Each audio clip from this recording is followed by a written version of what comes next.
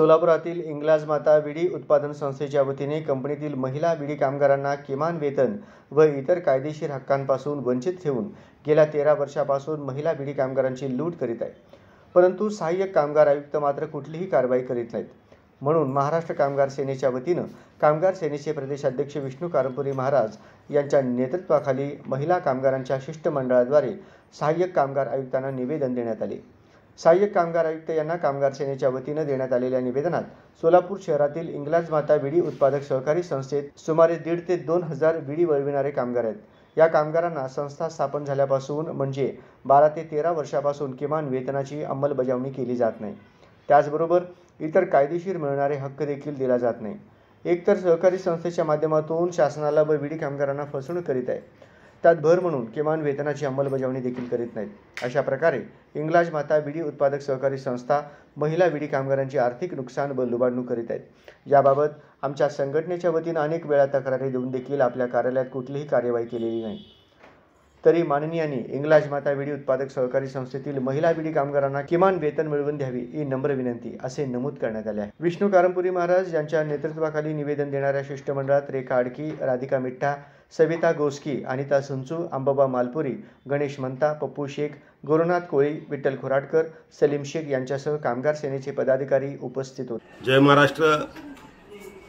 शिवसेना उद्धव बाळासाहेब ठाकरे पक्ष प्रणित महाराष्ट्र कामगार सेनेच्या वतीने आज सहाय्यक कामगार आयुक्त यांना निवेदन देण्यात आले आहे। यामध्ये प्रामुख्यानं सोलापूर शहरात सहकारी कायद्याअंतर्गत सहकारी संस्थेअंतर्गत 13 कारखाने आहेत, परंतु माहिती DDRच्या तक्रारीवरून जे माहिती काढली त्यामध्ये केवळ 2 कारखाने चालू आहेत। त्यामध्ये स्वामी समर्थ आणि दुसरा इंग्लंड माता। या इंग्लंड माता कंपनी जवळजवळ 13 वर्षापासून चालू आहे।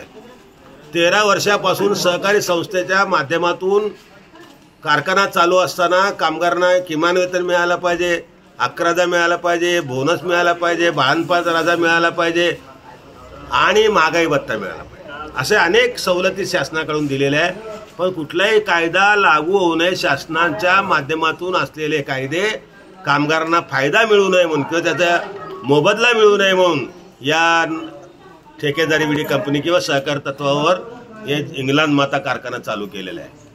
या बाबतीमध्ये आम्ही सहाय्यक कामगार आयुक्त कार्यालयात अनेक वेळा तक्रारी दिल्या। सहाय्यक कामगार फक्त भाग्याची भूमिका घेतात आणि बांधकाम कामगारांचं काम करतात।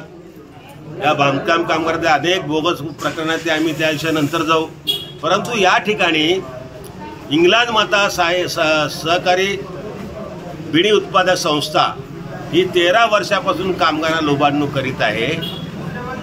अनेक वेळा केवळ आश्वासनं, खरं पाहता या महाराष्ट्र राज्यामध्ये गद्दार सरकार, खोके सरकार, हे नालायक सरकार, कामगार मंत्रीच नालायक आहे। कामगार मंत्री कुठल्या प्रकारचा त्याला ज्ञानच नाही आहे। किमान वेतन म्हणजे काय आम्हाला विचारतो, असला कामगार मंत्री ठेवलं मग कामगारांना कधी न्याय मिळणार?